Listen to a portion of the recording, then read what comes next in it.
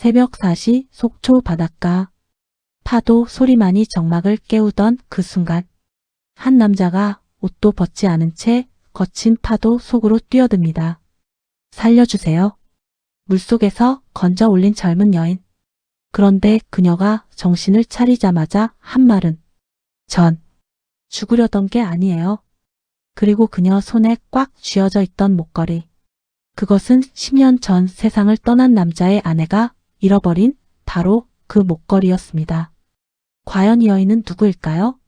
그리고 죽은 아내와 무슨 관계일까요?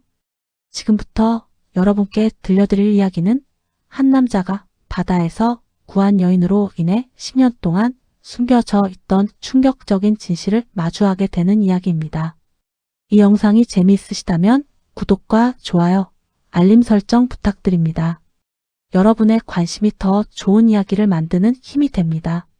2024년 11월 강원도 속초시 대학병원 흉부외과 교수 한도경 53세. 그는 요즘 심한 불면증에 시달리고 있었습니다.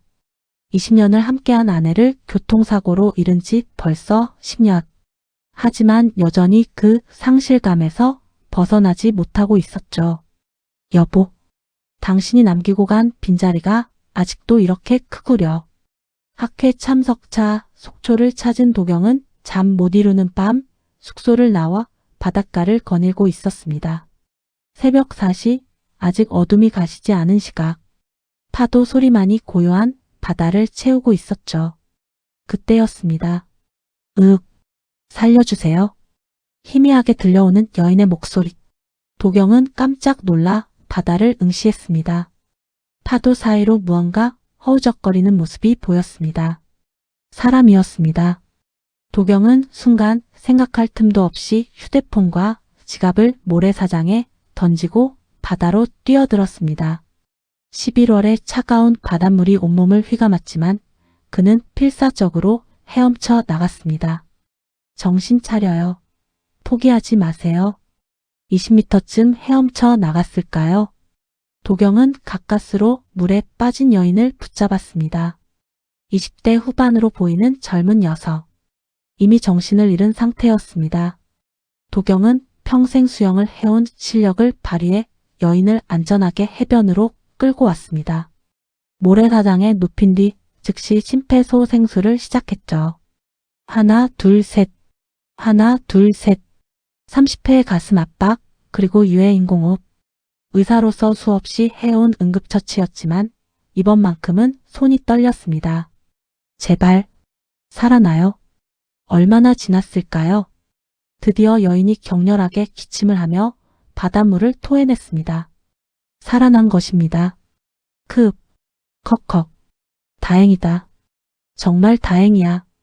도경은 안도의 한숨을 쉬며 주저앉았습니다. 하지만 곧 이상한 점을 발견했습니다.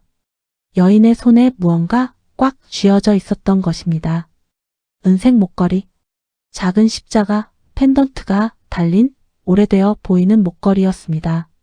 그 순간 도경의 얼굴이 창백해졌습니다. 이게 어떻게? 그 목걸이는 10년 전 세상을 떠난 아내 김선희가 늘 목에 걸고 다니던 것과 똑같았습니다. 아니, 똑같은 정도가 아니었습니다. 펜던트 뒷면의 작은 흠집까지 똑같았죠. 선희는 결혼 20주년 기념으로 도경이 선물한 그 목걸이를 한 번도 벗지 않았습니다. 그런데 장례식 날 그 목걸이가 사라졌었죠. 아무리 찾아도 찾을 수 없었습니다. 왜 이 사람이 선희의 목걸이를? 혼란스러워하는 도경에게 여인이 천천히 눈을 떴습니다. 젖은 머리카락 사이로 드러난 얼굴. 도경은 또 한 번 충격을 받았습니다. 여인의 얼굴이 어딘지 모르게 아내 선희를 닮아 있었던 것입니다. 눈매, 코, 입술, 전체적인 윤곽은 달랐지만 어딘가 닮은 구석이 있었죠. 여기가 어디죠? 여인은 겁에 질린 표정으로 주변을 둘러봤습니다. 그리고 도경을 보자 갑자기 몸을 움츠렸습니다. 괜찮습니다. 제가 구해드렸어요. 병원에 가봐야 할 것 같은데. 아니요. 병원은 안 돼요. 여인은 벌떡 일어나려 했지만 힘이 없어 다시 주저앉았습니다. 왜 병원에 가면 안 되죠? 당신 목숨이 위험할 수도 있어요. 전 죽으려고 들어간 게 아니에요. 그냥. 여인은 말을 흐렸습니다. 그리고 자신의 손에 쥐어진 목걸이를 발견하고는 황급히 주머니에 넣었습니다. 고맙습니다. 살려주셔서. 하지만 전 가봐야 해요. 잠깐만요. 최소한 이름이라도. 죄송해요. 여인은 비틀거리며 일어나 어둠 속으로 사라졌습니다. 도경은 그 뒷모습을 멍하니 바라봤습니다. 대체 저 사람은 누구지? 그리고 선의의 목걸이는 왜? 동이 트기 시작하는 속초 바다. 도경의 마음속에는 해답 없는 물음표만 가득했습니다. 다음날 오후 속초시 대학병원. 도경은 학회 발표를 마치고 병원 로비를 지나가고 있었습니다. 그때 응급실 쪽에서 소란스러운 소리가 들렸습니다. 환자 신원 확인이 안 됩니다. 보호자 연락처도 모두 허위예요. 기억 상실 증세가 있는 것 같습니다. 도경은 무심코 응급실을 들여다봤습니다. 그리고 그 순간 믿을 수 없는 광경을 목격했습니다. 침대에 누워있는 환자. 그것은 바로 어젯밤 자신이 바다에서 구한 그 여인이었습니다. 저 환자는 도경은 급히 응급실로 들어갔습니다. 당직 의사가 그를 알아보고 인사했습니다. 아, 한 교수님, 여기는 웬일이십니까? 저 환자, 무슨 일입니까? 오늘 오전에 시내에서 의문의 교통사고를 당했습니다. 다행히 외상은 심하지 않은데 기억 일부를 잃은 것 같습니다. 그런데 더 이상한 건 당직 의사는 차트를 보여줬습니다. 신분증도 없고 제공한 연락처는 모두 존재하지 않는 번호였습니다. 이름도 진짜인지 확실하지 않고요. 이름이 뭔데요? 서유나라고 했습니다. 28세. 서유나. 도경은 그 이름을 마음속으로 되뇌었습니다. 내가 잠시 봐도 되겠습니까? 물론입니다. 저희도 막막한 상황이라. 도경은 유나가 누워있는 침대로 다가갔습니다. 유나는 눈을 감고 있었지만 도경의 발소리를 듣고 천천히 눈을 떴습니다. 그리고 도경을 보자 놀란 표정을 지었습니다. 선생님, 어젯밤 바다에서 기억하시죠? 유나는 고개를 끄덕였습니다. 눈가에 눈물이 맺혔습니다. 죄송해요. 그냥 도망쳐버려서. 그리고 또 이렇게. 괜찮습니다. 지금 상태가 어떻습니까? 머리가 아프고 기억이 잘 안 나요. 어제 아침부터 오늘 오전까지가 거의 안 떠올라요. 도경은 차분하게 유나를 진찰했습니다. 가벼운 뇌진탕 증세가 있었지만 심각한 수준은 아니었습니다. 일시적인 기억 상실일 가능성이 높습니다. 시간이 지나면 돌아올 겁니다. 감사합니다. 도경은 조심스럽게 물었습니다. 유나 씨, 한 가지 여쭤봐도 될까요? 어젯밤 당신이 손에 쥐고 있던 목걸이 말입니다. 유나의 표정이 굳어졌습니다. 그게 왜요? 그 목걸이가 제 아내의 것과 똑같아서요. 10년 전 잃어버린. 유나는 잠시 망설이다가 주머니에서 목걸이를 꺼냈습니다. 이게 선생님 아내분 거였어요? 네, 틀림없습니다. 어떻게 그걸 가지고 계신 겁니까? 유나는 목걸이를 꽉 쥐었습니다. 손이 떨리고 있었습니다. 이건 제 엄마가 남기고 간 거예요. 유일하게. 어머니가? 네, 제가 어릴 때 엄마가 돌아가셨어요. 그리고 이 목걸이만 남겼죠. 엄마에 대한 기억은 거의 없지만 이것만은 평생 간직하고 있었어요. 도경은 혼란스러웠습니다. 선희의 목걸이가 왜 기여인의 어머니 손에 있었을까요? 혹시 어머니 성함을 여쭤봐도 될까요? 유나는 고개를 저었습니다. 기억이 잘 안 나요. 제가 5살 때 돌아가셨거든요. 할머니 손에 자랐는데 할머니도 엄마 얘기를 잘 안 하셨어요. 그렇군요. 도경은 더 이상 묻지 않았습니다. 하지만 마음속으로는 확신했습니다. 이 목걸이는 분명 선희의 것이야. 그렇다면 유나의 어머니와 선희 사이에 무슨 관계가 있었던 걸까? 그날 저녁 도경은 유나를 위해 개인 병실을 마련해 줬습니다. 신원 불명의 환자였지만 도경이 비용을 부담하기로 한 것입니다. 왜 이렇게까지 해주시는 거예요? 유나가 물었습니다. 모르겠습니다. 그냥 당신을 그냥 둘 수가 없더군요. 목걸이 때문인가요? 그것도 있고 당신 얼굴을 보면 제 아내가 떠올라서요. 닮지는 않았는데 묘하게 비슷한 느낌이. 유나는 쓸쓸하게 웃었습니다. 저도 부모님 얼굴을 제대로 기억 못해요. 사진도 한 장 없었거든요. 그날 밤 도경은 숙소로 돌아와 오래된 상자를 꺼냈습니다. 안에 선희의 유품들이 담긴 상자였습니다. 사진첩을 넘기며 선희의 모습을 들여다봤습니다. 그리고 유나의 얼굴과 하나하나 비교해봤습니다. 확실히 닮았어. 눈매, 특히 눈매가 선희와 비슷해. 그때 사진첩 사이에서 낡은 수첩 하나가 떨어졌습니다. 선희의 일기장이었습니다. 도경은 처음 보는 일기장이었습니다. 선희가 숨겨두었던 것 같았죠. 떨리는 손으로 일기장을 펼쳤습니다. 10년 전 선희가 세상을 떠나기 석 달 전의 기록이었습니다. 2014년 7월 15일 오늘 유나를 만났다. 내 딸, 내가 버린 딸. 21살이 된 그 아이는 나를 알아보지 못했다. 당연하지. 5살에 헤어졌으니까. 나는 그저 멀리서 지켜볼 뿐이었다. 도경에게 미안하다. 하지만 이 사실을 어떻게 말할 수 있을까? 도경은 숨이 멎는 것 같았습니다. 8월 3일, 유나가 위험에 처했다. 그 아이가 큰 비리를 목격해버렸다. 내가 도와주고 싶지만 그럴 수 없다. 내 정체를 알면 도경과 가정이 위험해질지도 모른다. 9월 20일, 목걸이를 유나에게 주기로 했다. 도경이 준 소중한 선물이지만 이게 내가 엄마로서 해줄 수 있는 전부다. 유나야, 미안하다. 그리고 언젠가 내 아빠를 만나게 될지도 몰라. 도경은 일기장을 덮었습니다. 손이 덜덜 떨렸습니다. 유나가 선희의 딸이라고? 그렇다면 도경의 머릿속이 복잡해졌습니다.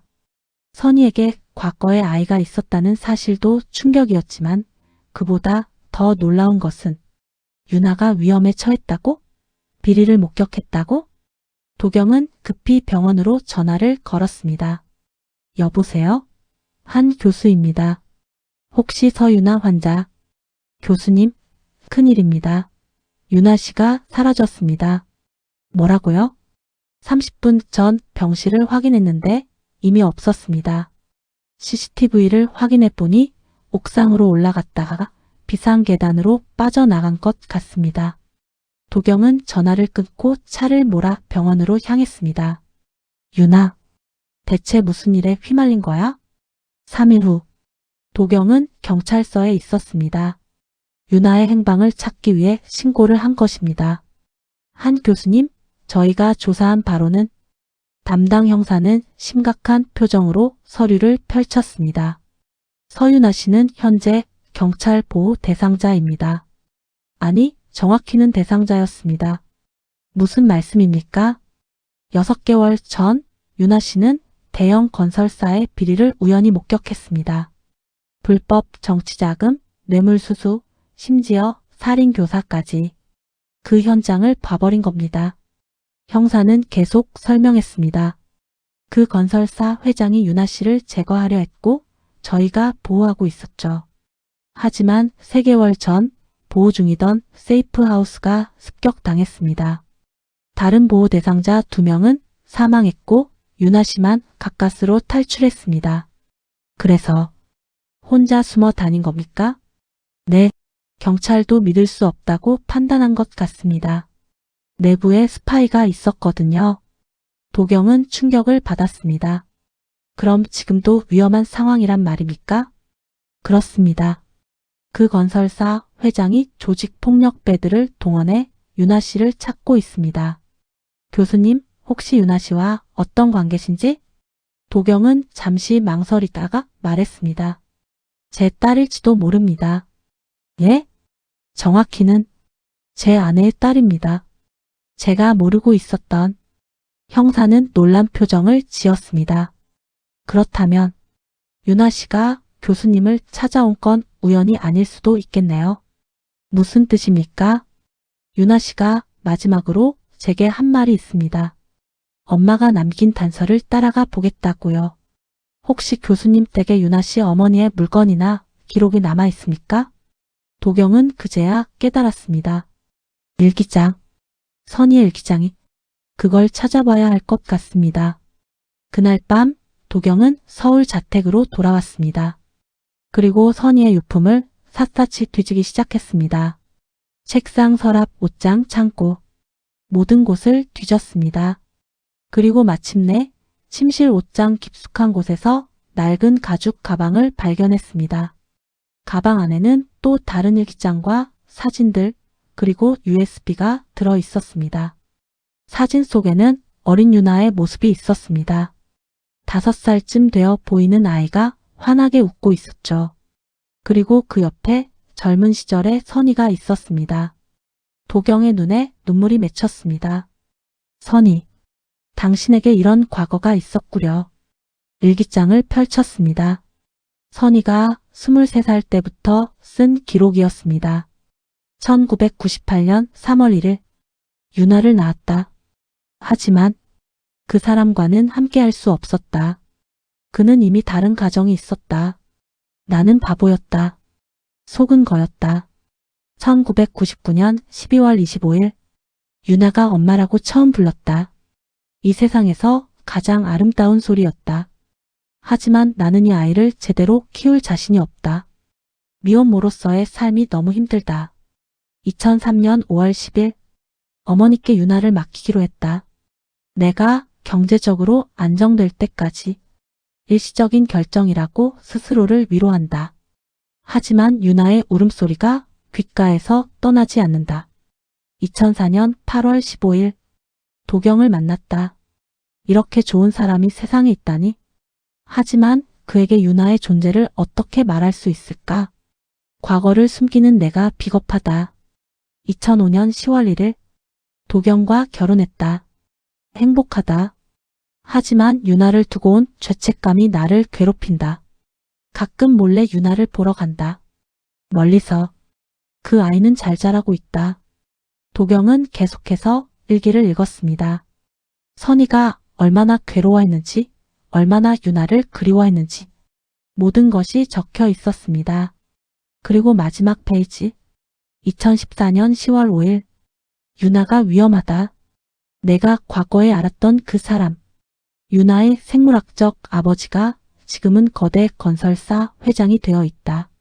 그리고 그가 저지른 범죄를 유나가 목격해버렸다. 그는 자신의 딸인지도 모르고 유나를 제거하려 한다.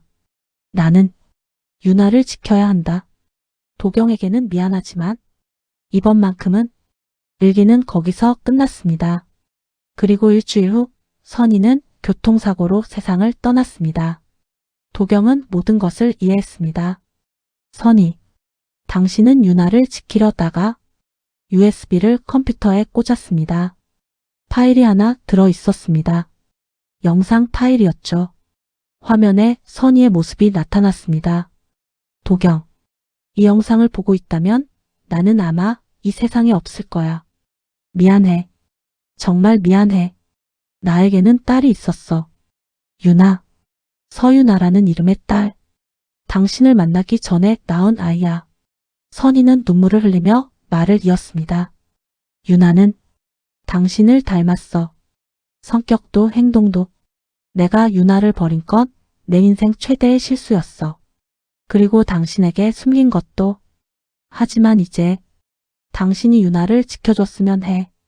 유나에게는 아빠가 필요해. 진짜 아빠. 그 사람은 악마야. 유나를 해칠 거야. 도경, 유나를 찾아줘. 그리고 지켜줘.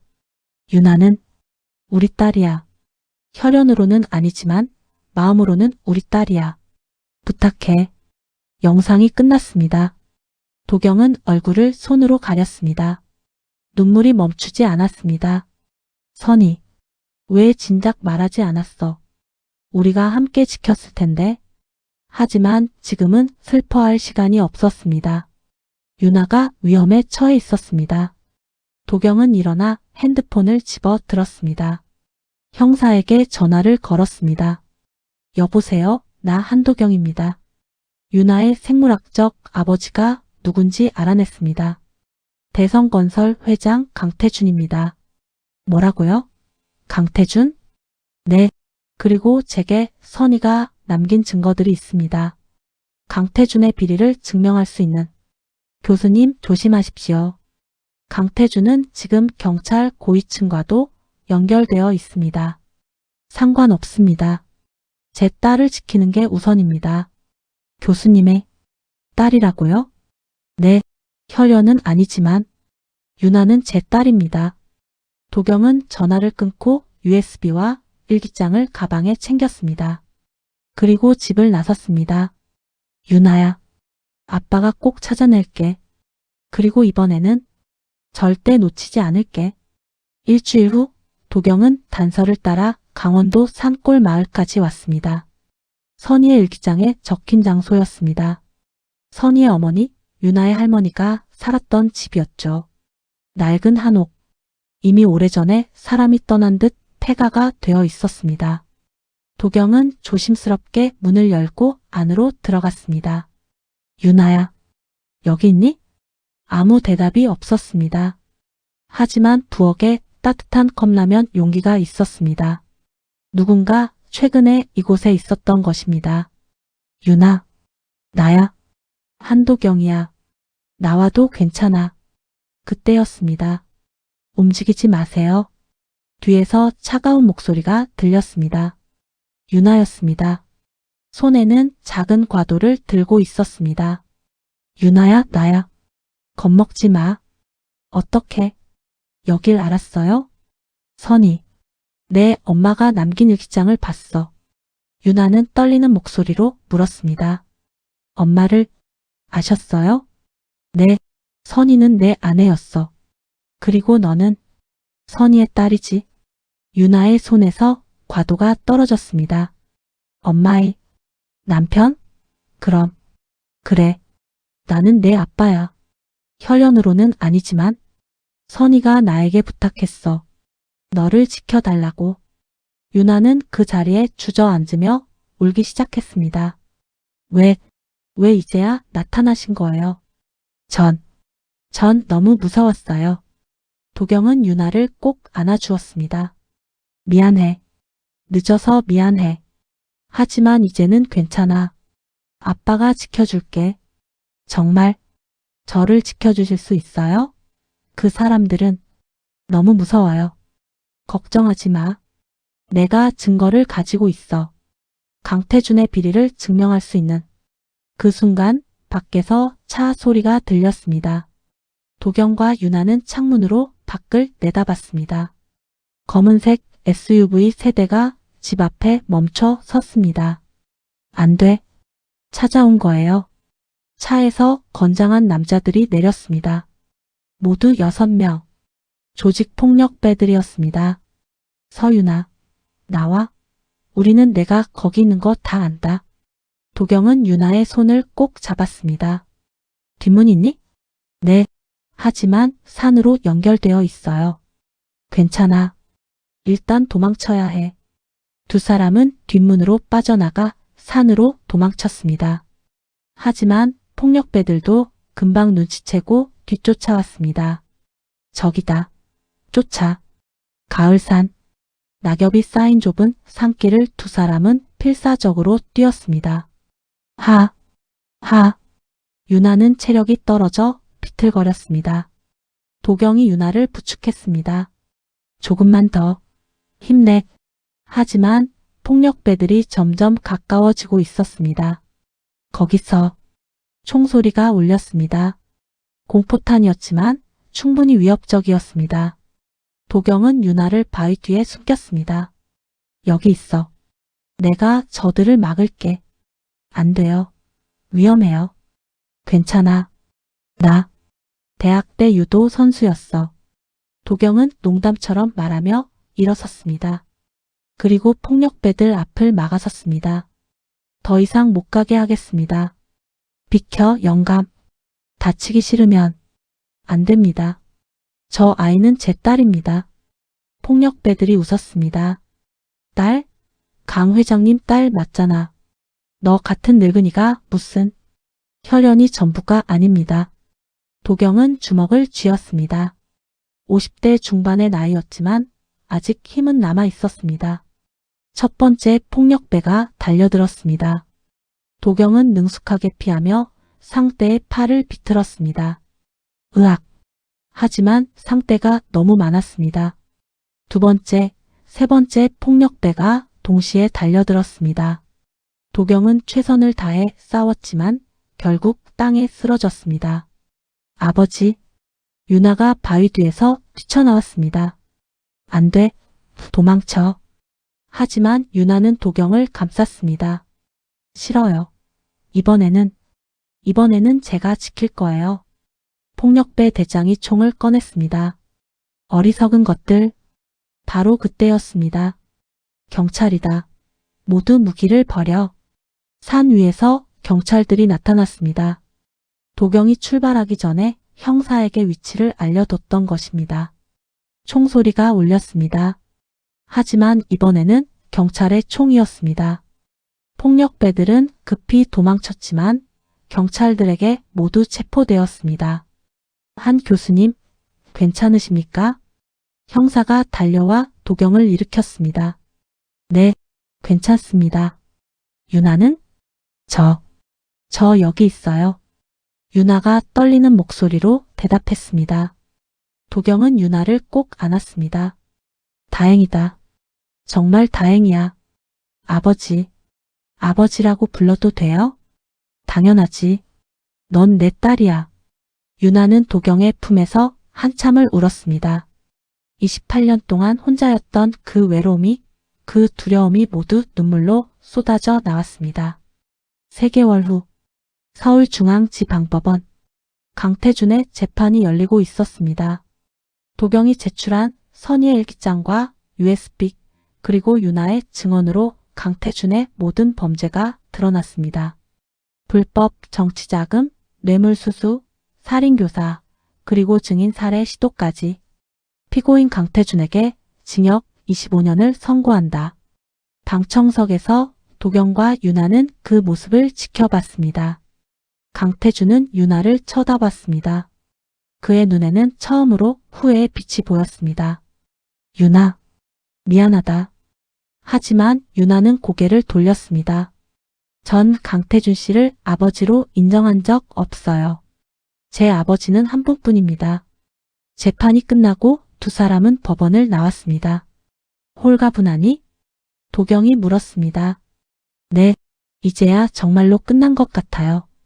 앞으로 어떻게 할 생각이니? 유나는 잠시 생각하다가 말했습니다. 대학에 다시 가고 싶어요. 간호학과. 아버지처럼 사람을 돕는 일을 하고 싶어요. 그래, 좋은 생각이야. 내가 도와줄게. 감사해요, 아버지. 두 사람은 함께 걸으며 이야기를 나눴습니다. 마치 오래전부터 함께 살아온 가족처럼. 그날 저녁 도경의 집.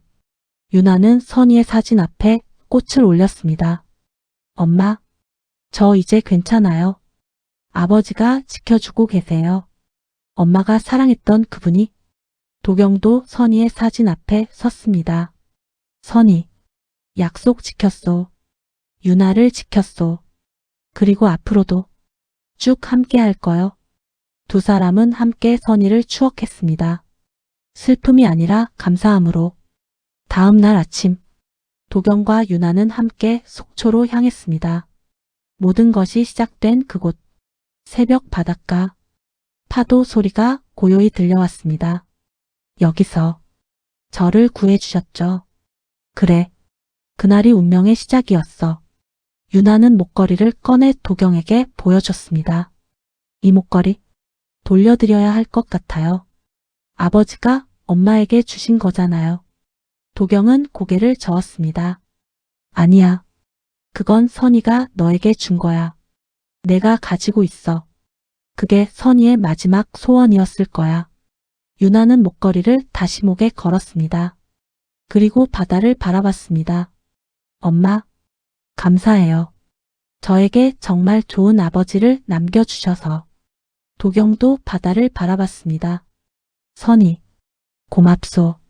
이렇게 소중한 딸을 내게 남겨줘서. 떠오르는 아침 해. 붉은 빛이 바다를 물들이고 있었습니다. 아버지, 앞으로 잘 부탁드려요. 나도 그래, 딸. 두 사람은 함께 미소 지으며 해를 바라봤습니다. 그날 속초 바다에서 시작된 운명. 그것은 슬픔이 아니라 새로운 시작이었습니다. 혈연을 넘어선 진짜 가족의 탄생. 잃어버린 심연을 되찾은 아버지와 딸. 그리고 하늘에서 그들을 지켜보고 있을 선희. 세 사람의 이야기는 이렇게 끝을 맺었습니다. 아니, 끝이 아니라 새로운 시작이었습니다. 여러분, 오늘 이야기는 어떠셨나요? 때로는 운명이 우리를 예상치 못한 곳으로 이끌기도 합니다. 한도경 교수는 단 한 번의 용기 있는 행동으로 잃어버렸던 가족을 되찾았습니다. 혈연이 전부가 아니라는 것, 진정한 가족은 마음으로 만들어진다는 것을 보여주는 이야기였습니다. 다음에는 어떤 이야기로 찾아올까요? 구독과 좋아요, 알림 설정으로 응원해주세요. 시청해주셔서 감사합니다. 본 영상의 내용은 창작 드라마이며 실제 인물, 단체, 사건과는 무관합니다. 순수하게 시청자 여러분의 감동과 재미를 위해 제작된 허구의 이야기임을 밝힙니다.